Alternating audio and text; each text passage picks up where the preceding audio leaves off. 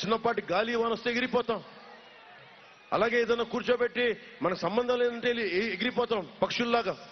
అరే మనం వేళ్ళూనుకున్న చెట్టులాగా భూమికి వేళ్ళూనుకున్న మనుషులం మనం. కృష్ణా నదిలాగా ఇక్కడ అంటిపెట్టుకున్న వాళ్ళం. మన నేలని విడిచి మన ఆంధ్రాని విడిచి ఎక్కడికి పారిపోతాం మనం? జగన్ చూసి భయపడాలా?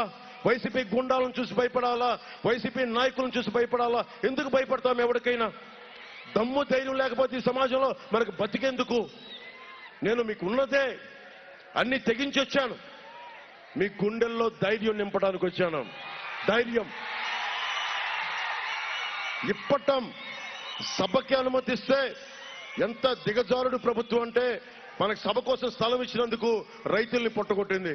రైతులు ఇళ్లు కూల్చేశారు. రోడ్డు అవసరం లేని కాడి చోట రోడ్లు కూల్చేశారు. ఎవరన్నా మాట్లాడితే బెదిరిస్తారు. ఈ బెదిరింపులు ఆగిపోతాయి కరెక్ట్గా 9-10 రోజులే, అంత మించి ఇంక లేదు. మన పోరాటానికి నేను పార్టీ పెట్టినప్పుడు నాకు నిజంగా తెలియదు ఎంతకాలంకి అధికారం వస్తుందో నాకు తెలీదు. 2009లో అప్పటి పార్టీ ప్రస్థానంతో నేను ఒకటే అనుకున్నా, మాటకి చాలా విలువ ఉంటుంది.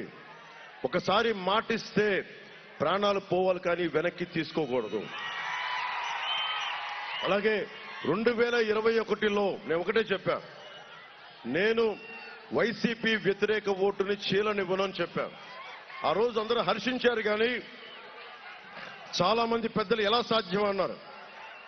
నీకు మనసున్న చోట మార్గం ఉంటుంది.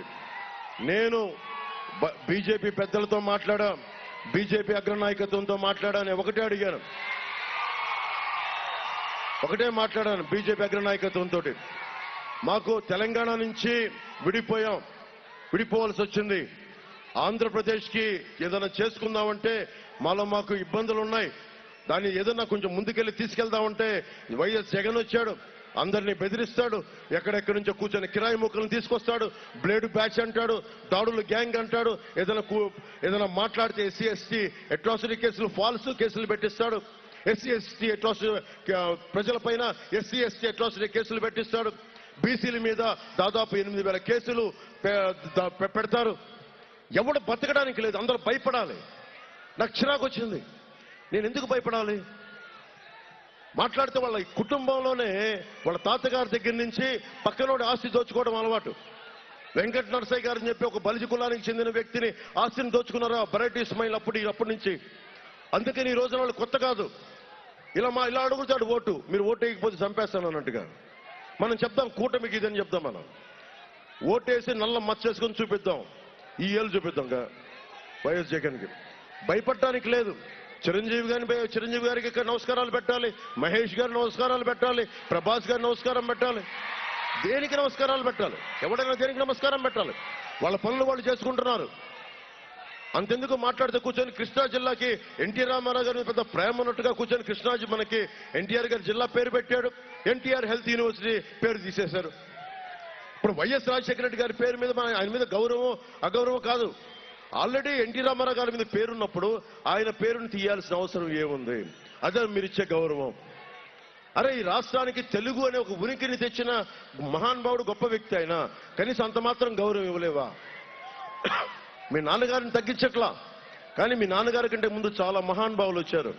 వైఎస్ జగన్ గుర్తుపెట్టుకోవాల్సింది, ఈ నేల ఉంది అంటే ఒక పొట్టి శ్రీరాములు గారు, వైశ్య కులానికి చెందిన పొట్టి శ్రీరాములు ఆత్మ బలిదానం చేస్తే ఈ నేల వచ్చింది. అది మర్చిపోకూడదు వైఎస్ జగన్. అందరం కూడా ఎవరైతే బలిదానాలు చేశారో, ఎవరైతే త్యాగాలు చేశారో పథకాలకి వాళ్ళ పేర్లు పెట్టుకుంటాం. ప్రతిదీ మా నాన్న పేరు పెట్టుకుంటాం, ప్రతిదీ మా ఇంట్లో వాళ్ళ పేర్లు పెట్టుకుంటాం అంటే కుదరదు. అట్లాగా మేము వైఎస్ రాజశేఖర్ గారి పేరు పెట్టుకోండి కాదనం, కానీ ఉన్న పేర్లు తీసేసి భయపడడం నాకు ఇష్టం లేదు. ఎన్టీ రామారావు గారి పేరు తీస్తానంటే ఇబ్బంది అందరికీ, ఏమంటాడో అని. నాకు అలాంటి ఇబ్బందులు లేవు. నువ్వు సినిమాలను ఆప్ చేస్తే ఆపుకో, భీమ్లా నాయక్ని ఆప్ చేస్తే ఆపుకో, వకీల్ సాబ్ని ఆపితే ఆపుకో, నాకు అటాచ్మెంట్ లేదు.